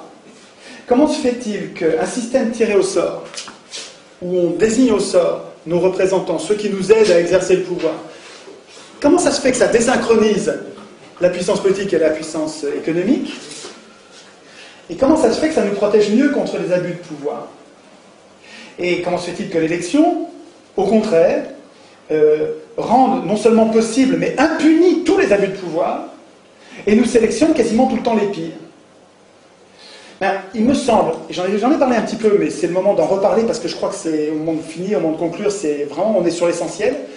Il me semble que l'élection repose sur un mythe, repose sur une histoire qu'on nous raconte et qui ne correspond pas du tout à la réalité, qui est contredit même par les faits. C'est-à-dire que tous les faits montrent le contraire. Le mythe de l'élection, c'est que nous sommes capables de choisir de bons maîtres, et parce que nous les avons choisis, ils vont être bons. Ça, c'est un mythe. Ça ne marche pas. L'expérience nous montre que quand on teste, mais sur 200 ans, c'est long, quand on teste l'élection dans tous les pays du monde, à toutes les époques, l'élection, ça consiste à la mise au pouvoir des plus riches, ou des serviteurs des plus riches. Ça sert à ça. Hein. Alors, je ne sais pas si ça sert à ça, parce que je ne suis pas sûr qu'au début, Sieyès et Madison aient voulu le gouvernement des riches. Ils ont peut-être voulu le gouvernement des bons, des aristos, des vrais aristos. Mais je ne leur fais pas le procès d'intention d'avoir comploté, d'avoir su à l'avance, peu importe. D'ailleurs, le résultat, le fait est que l'élection permet aux riches d'acheter le pouvoir comme on achète une voiture. je ne parle pas des riches, nous sommes riches par rapport à des gens qui sont plus pauvres que nous. Je vous parle des ultra-riches, je vous parle de l'hyperclasse, des gens extrêmement riches, des gens... Est-ce que vous êtes capable de corrompre quelqu'un? Non, pourtant vous êtes riche par rapport à certains pauvres, hein. Nous sommes riches, mais... Non, je vous parle de... On peut jouer sur les mots, là. Hein. Je vous parle des riches capables de corrompre quelqu'un. Pour être capable de corrompre quelqu'un, il faut avoir beaucoup d'argent. Et manifestement, de fait, l'élection, par le jeu de la campagne électorale, hein, et par l'acquisition des médias, la possibilité qu'on leur laisse d'acheter les médias, donc de fabriquer l'opinion, d'influencer l'opinion au point quasiment de la fabriquer, ça devient des vrais...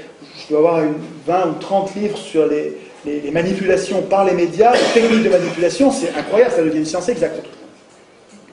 Et donc l'élection permet aux riches d'acheter le pouvoir. L'élection permet aux riches économiques d'acheter le pouvoir politique. Et c'est l'élection qui rend la synchronisation entre les deux.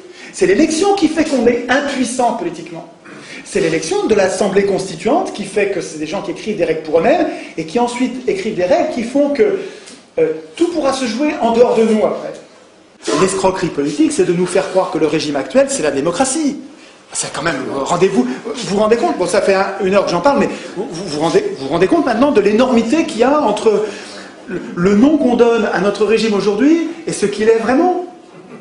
Est-ce que vous comprenez que c'est ça le piège? C'est ça. On n'arrive pas à fabriquer l'alternative parce que on a... Si vous voulez, vous savez, il y a une image que j'aime bien. J'en parle pas là, mais ça me vient là maintenant. C'est les chefs indiens, les Indiens d'Amérique. Les Indiens d'Amérique étaient des sociétés avec des chefs et sans pouvoir. C'est marrant comme tout. C'est Pierre Classe qui explique ça. Il a vécu avec eux, et c'est vraiment les travaux d'anthropologues tout à fait marrants, parce que ils savaient, les Indiens savaient qu'ils avaient à craindre du chef, un peu comme les Athéniens savaient, ils ne voulaient pas que... Donc eux, les Indiens, ils se sont débrouillés autrement avec les chefs. Ils ont fait un grand fauteuil de chef, ils ont pris un bonhomme, ils l'ont désigné, il ne peut pas refuser, et s'il refuse, il se fait zigouiller, donc il accepte. Et on le met à la place du chef. Et le chef, il n'a pas de pouvoir. Il a juste le pouvoir de parler. Et il parlait tout le temps. Et pendant qu'il parlait, on passait devant l'air de ne pas l'écouter. On le méprisait, on le négligeait. Il parlait et on passait sans l'écouter. Et son boulot, à lui, c'était de tenir la place au chaud de chef pour qu'il n'y ait pas un gars qui devienne notre chef sans nous. C'est marrant ça. C'est-à-dire qu'il savait qu'il ne voulait pas... Il savait que les gens ont tendance à... Il y en a qui ont tendance à devenir des chefs, des leaders. Pour se prémunir contre ces gens-là, il y avait une place de chef. Elle était occupée par un mec on ne lui mettait pas de pouvoir, il fallait que lui nous fasse des cadeaux. Je vous jure, c'est vrai, hein. Il fallait que le chef fasse des cadeaux à son peuple. Et quand les gens n'étaient pas contents, il lui en faisait voir, il risquait pour sa peau. Comme ils se méfiaient des chefs, et ce qu'ils avaient trouvé pour ne pas être emboucanés par leur chef, c'est marrant. Eh bien, on dirait qu'on est victime un peu de ça, avec des gens qui ont fait un système qui n'est pas la démocratie, qui ont tout à craindre de la démocratie. Ils ont tout à craindre de la démocratie, les oligarques là. Si la démocratie voit le jour, c'est fini pour eux.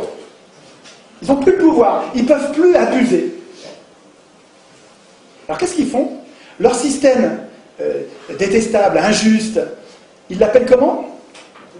C'est le même truc que les Indiens, mais à l'envers, quoi. Hein. C'est-à-dire qu'ils nous tiennent à l'écart avec ce mot-là. Quand ils appellent démocratie le système qui est son strict contraire, comment on fait pour résister? On s'est fait prendre un mot clé, là. Je reviens à Lepage dont je vous parlais tout à l'heure. Lepage a un travail, Franck Lepage, et les gens du pavé ont un travail sur les mots qui est absolument génial. On retrouve la novlangue.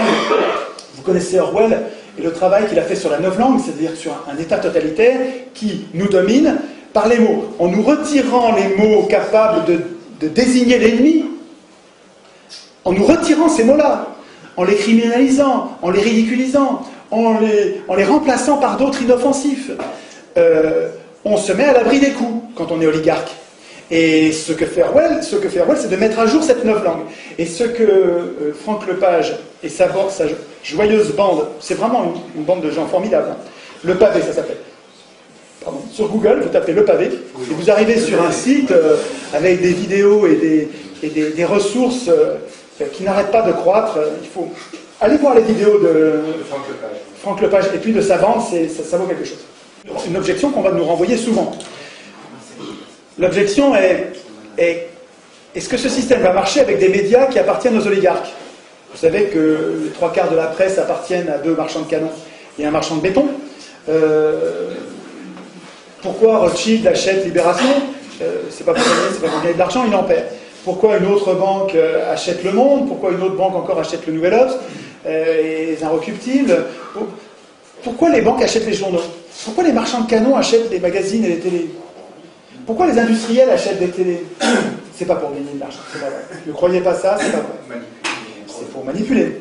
C'est pour manipuler parce que dans un système d'élection, comme vous choisissez les candidats, c'est très important de maîtriser l'accès à la candidature visible qui est la seule qui va pouvoir être élue. Mais la réponse que je ferai à cette objection, c'est que je vous rappelle que moi, mon cap, c'est, puisque la source, la cause des causes, c'est que ceux qui écrivent la Constitution ne devraient pas l'écrire parce qu'ils ont un intérêt personnel qui est contraire au nôtre, contraire à l'intérêt du plus grand nombre. Et puisque donc la solution, c'est de tirer au sort une assemblée constituante qui va être désintéressée parce qu'elle sera non seulement tirée au sort, mais en plus elle sera inéligible aux institutions qu'elle écrit, il me semble que cette assemblée constituante tirée au sort, elle va faire son compte à la situation médiatique. Elle va prévoir dans les institutions que non seulement, comme le prévoyait Montesquieu, il va y avoir un pouvoir législatif, il va y avoir un pouvoir exécutif, et on ne dira pas gouvernement, parce que le mot gouvernement, l'exécutif, il va être servile, il va obéir aux ordres de l'Assemblée, il va être servile. Quand on dit gouvernement, on se fait déjà enfumer avec les mots. Parce que gouvernement, déjà il y a tout dans le gouvernement. Il y a je décide et j'applique et je juge même. Dans le gouvernement, il y a tout. Il ne faut pas accepter le mot gouvernement. Une bonne constitution, elle ne met pas en place un gouvernement, elle met en place un exécutif. Montesquieu, c'est séparation des pouvoirs. Toi, tu écris les lois, tu es parlement, mais tu ne les exécutes pas. Toi, tu es exécutif, tu exécutes les lois, tu as la force armée, mais tu écris pas les lois. Et puis toi, tu es juge, donc tu les regardes, s'ils déconnent, tu les punis, et puis tu t'occupes des litiges entre citoyens. Et la triangulation de ces pouvoirs bien séparés fait qu'il n'y en a aucun qui est capable de devenir tyrannique. Vachement malin, juste, il n'avait pas prévu parce qu'il ne connaissait pas, il n'y avait pas la télé. Comme il n'y avait pas la télé, Montesquieu a oublié de prévoir les médias. Mais nous, on n'est pas obligé de se limiter à ces pensées Montesquieu, et on a toujours intérêt. On sait bien, nous, que les médias sont un pouvoir plus important encore que le Parlement, et donc on va mettre les médias sous contrôle démocratique, avec des jurés citoyens tirés au sort qui vérifient que tout se passe bien, et on va vérifier, et on va évidemment interdire à toute entreprise d'être en même temps entreprise et propriétaire d'un média, évidemment. Et du même coup, parce que je vous laisse, ce truc-là, vous le mettrez en place, vous n'allez pas le mettre en place, ils vous laisseront jamais faire un bout de ça, même un bout, ils vous laisseront pas faire. Donc, ce que je veux dire, c'est que ce projet-là, un projet de vraie démocratie, jamais ils nous laisseront faire. Ça se fera pas en étant gentil. Je veux dire, on va pas leur demander la permission. Ils vont dire oui, c'est pas comme ça que ça va se passer. Et donc, quand vous allez changer les choses, vous changerez en même temps les médias. Les médias, vous ferez. Et à mon avis, il n'y a pas que ça. Il va falloir penser à la monnaie. C'est-à-dire qu'il va falloir penser quand dans les institutions. Montesquieu n'en a pas parlé. Il a raté un truc parce que c'était en train. Montesquieu, c'était 18e, on ne voyait pas encore le projet, on ne voyait pas encore se former le problème du pouvoir bancaire.